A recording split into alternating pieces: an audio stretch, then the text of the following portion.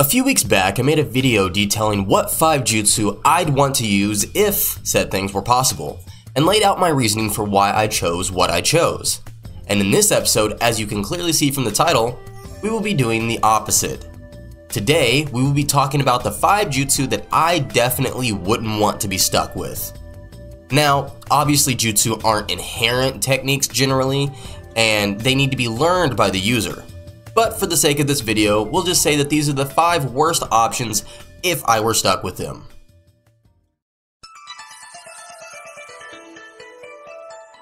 The first of these techniques is the one that you are all likely guessing, and if it didn't work for the main user of this technique, why would it work for me? The Twin Rising Dragon is a technique where the user uses 2 summoning scrolls to summon a plethora of weapons as they jump high into the air and subsequently throw several weapons at the opponent while in the air. First off, why in the world would I need to be able to summon tons of knives and swords and glaives and all sorts of smatterings of weapons? If it's in the modern day, I'm pretty sure knife and sword loses to gun, and I'd likely get taken out before being able to even perform the jutsu fully. If used against somebody without a gun, it feels a bit overkill, like throwing 1,000 knives at one dude that just wants to box is a bit much. And ultimately, it's limited by the amount of weapons that I'd be able to summon, which is a technique all on its own. So, overall, while it could definitely mess up somebody unarmed, this technique wouldn't be doing much for me in the modern day-to-day, and it's just as useless as when Tintin used it.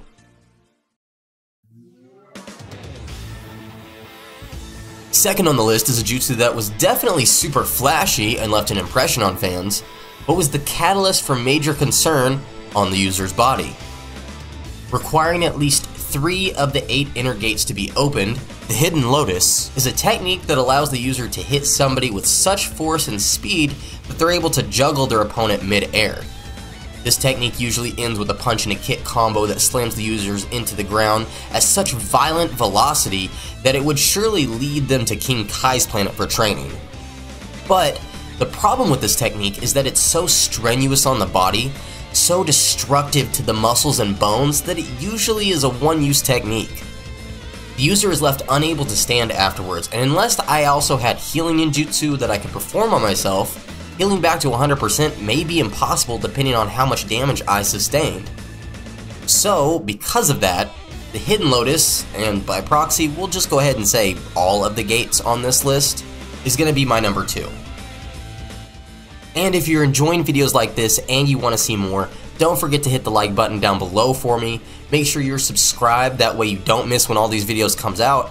And please, let me know down in the comment section below, what do you want to see? Do you want to see more top 5 videos like this? Do you like more story-based videos like the ones that I've made previous?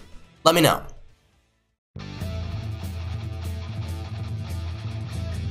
The Man-Beast clone technique is kinda cool in concept. At the end of the day, it's really just another clone variant, so there really isn't too much to write home about. However, this technique doesn't really work to its fullest extent unless you have a well-trained animal, typically a dog. Now, obviously that's not too hard to do. There are a plethora of dog training services all over the United States, and there are even services to train your dog with police or military specialists, so the possibility isn't out of reach. It's just that the setup for this isn't worth the results in my opinion. Not only do you have to get an animal and train it to a high degree in order to even be able to perform the technique, but once your animal passes away, your technique is useless unless you have another animal already waiting, or train another animal all over again. Either way, this is a cool looking jutsu sometimes, and it definitely encapsulates the bond between human and animal with its 2-headed and 3-headed forms. But nearly every other clone variant is more versatile in my opinion, so this one ends up on the list.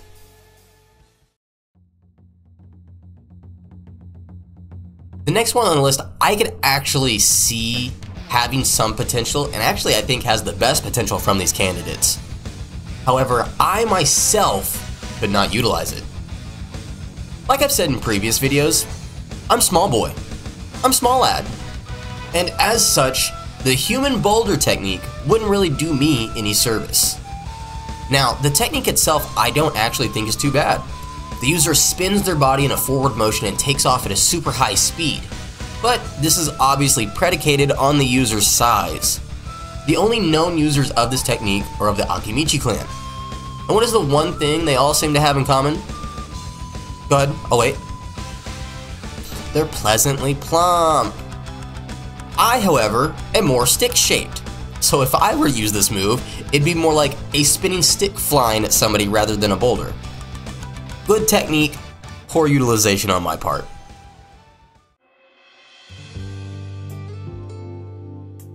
The last one I'd like to talk about is possibly the most contentious on the list. The Mongekyo Sharingan is widely regarded as one of the most useful and powerful techniques one could have if it were available to them. So why is it on this list? Well, simply put, it's the cost of what comes before the power. To obtain the Mongekyo, you must first obtain a base Sharingan. The Sharingan, which many of you may know, is obtained by having an intense emotion in regards to someone they care about. And more often than not, the Mongekyo Sharingan is obtained through extreme grief. I've already experienced way too much grief in my life for a lifetime, and don't really think it's worth going through the hassle just for some cool eye powers. Now, say we obtain the Mongekyo and it comes equipped with some cool, amazing power that we want to use all the time, like Kamui for example. What happens when the eyes are overused? You go blind. The power is going to result in hardship one way or the other. Either the power doesn't get used often, which is a waste, you use the power until you go blind, or you do the unthinkable and take someone else's eyes. And it's this step that stops me from really wanting the power.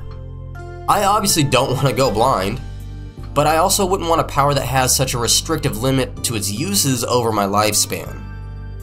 And since I would refuse the transplant, this jutsu would be wasted on someone like me. Thank you all so much for watching. I hope you enjoyed the video. If you did, like I said last time, don't forget to hit the like button down below for me. Make sure you're subscribed, that way you know when each and every single of my videos comes out. And please, please, please, please tell me down in the comment section below, what do you want to see next? Do you want to see more One Piece videos? Do you want to see more Naruto videos? Do you want to see more top 5 videos? Do you want to see more collaborative videos? Let me know. Thank you all so much for watching. I hope you enjoyed, and I will see you all next time.